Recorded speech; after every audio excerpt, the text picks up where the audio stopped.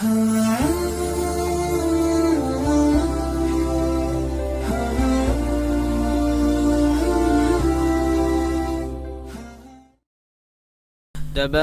الذي جعل في السماء بروجا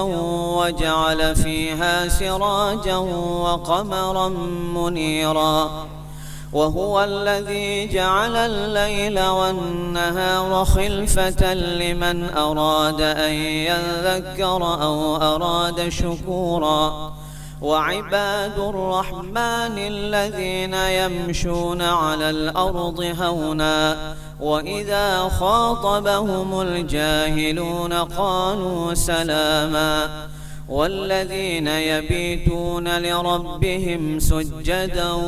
وقياما والذين يقولون ربنا اصرف عنا عذاب جهنم إن عذابها كان غراما إنها ساءت مستقرا ومقاما والذين إذا أنفقوا لم يسرفوا ولم يقتروا وكان بين ذلك قواما والذين لا يدعون مع الله إلها آخر ولا يقتلون النفس التي حرم الله إلا بالحق ولا يزنون ومن يفعل ذلك يلقى أثاما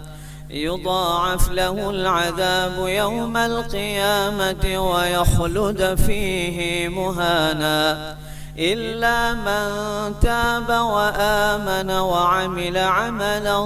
صالحا فأولئك يبدل الله سيئاتهم حسنات وكان الله غفورا رحيما ومن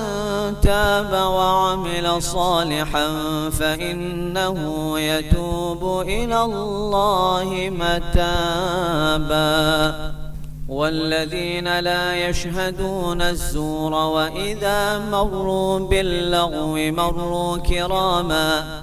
والذين إذا ذكروا بآيات ربهم لم يخروا عليها صما